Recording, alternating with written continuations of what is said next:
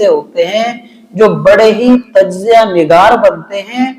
بڑے بڑے سمجھدار بنتے ہیں، اور چار لوگوں کے ساتھ جب بیٹھتے ہیں تو وہ اپنی ہی تشریح کر رہے ہوتے ہیں، اور اگر انہیں کوئی کہے بھی صحیح کہ نہیں یہ بات تو علماء کہتے ہیں کہ صحیح نہیں ہے، تو کہتے ہیں یہ تو مولویوں کا اپنا مسئلہ ہے، یہ تو ان کا اپنا معاملہ ہے، یہ ان کا اپنا گڑھا ہوا دین ہے، یہ ان کی اپنی بات ہے۔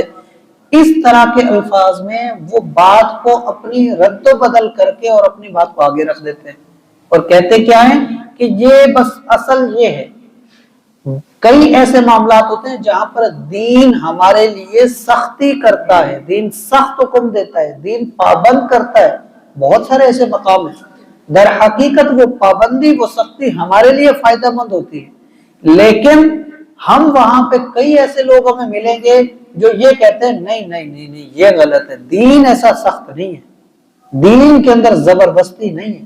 نہیں یہ سوچ غلط، حالانکہ ایسا کچھ بھی نہیں، کیونکہ دین کی سختیاں بھی ہمارے لیے ہیں، اور یہ بھی اللہ کی رحمت ہے۔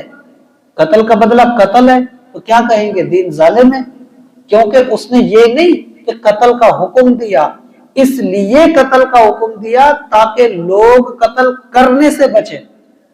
جب نرمی رکھی جائے گی تو لوگ تو اپنی منمانی کریں گے، ایک دوسرے کو کاٹ دیں گے۔ یہ حکم سخت ضرور ہے۔ اب اگر کوئی چوری کرتے ہوئے پکڑا جائے تو دین کا حکم کیا ہے؟ اس کا ہاتھ کاٹو، تو کیا کہیں گے دین ظالم ہے؟ نہیں، ہاتھ کاٹنا صحیح حکم ہے، لیکن یہ ہاتھ کاٹنا باعث رحمت ہے تاکہ معاشرے میں امن رہے، کوئی چوری نہ کرے۔ تو بعض سختیاں یہ ہمارے لیے فائدہ مند ہوتی ہیں، دین اس لیے سختی کرتا ہے۔ ہر بندہ اگر اپنے ذہن کے مطابق، اپنے عقل کے مطابق دین کو پرکھے گا، کبھی کامیاب نہیں ہو سکتا۔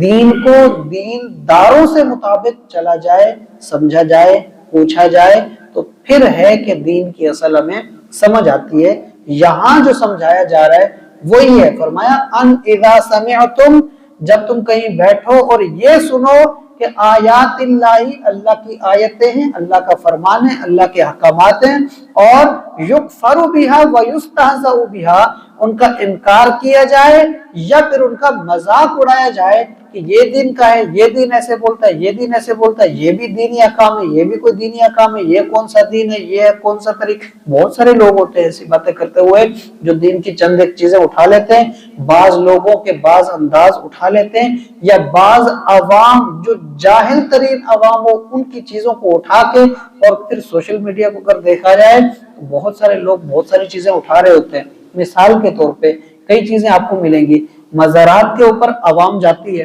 عوام کے اپنے رنگ ہوتے ہیں، حالانکہ کوئی عالم نہیں کہتا کہ مزار کو سجدہ جائز، ہر کوئی اس کو ناجائز کہتا ہے، لیکن جا کے جب وہاں پہ عوام سجدہ کرتی ہے تو اس کی چیزوں کو اٹھا کے اور پھر بہت بڑا طوفان مچا ہوتا ہے، یہ کون سا دین ہے، یہ سکھا رہے ہیں، یہ کر رہے ہیں، وہ کر رہے ہیں۔ کوئی عالم سکھا ہی نہیں رہا، لیکن دین داروں کا مذاق اڑانا اور دین کے اوپر انگلی اٹھانا یہ شیوا ہوتا ہے لوگوں کا۔ تو یہ طریقے بھی غلط ہیں، اور یہ بھی اسی حکم میں آئیں گے جو دین کا غلط وہ کرتے ہیں اور دین کا مذاق اڑانے کی کوشش کرتے ہیں۔ فرمایا کرنا کیا ہے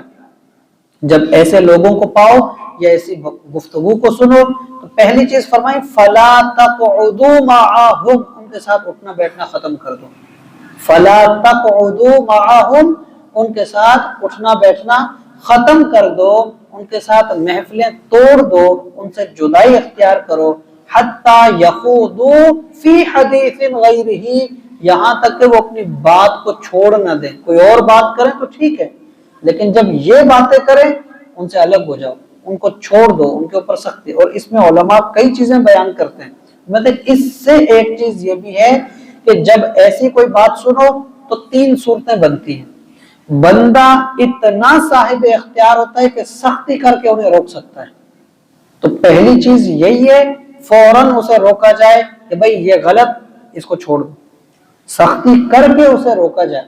دوسری چیز ہوتی ہے بندہ یہ اختیار نہیں رکھتا ہوتا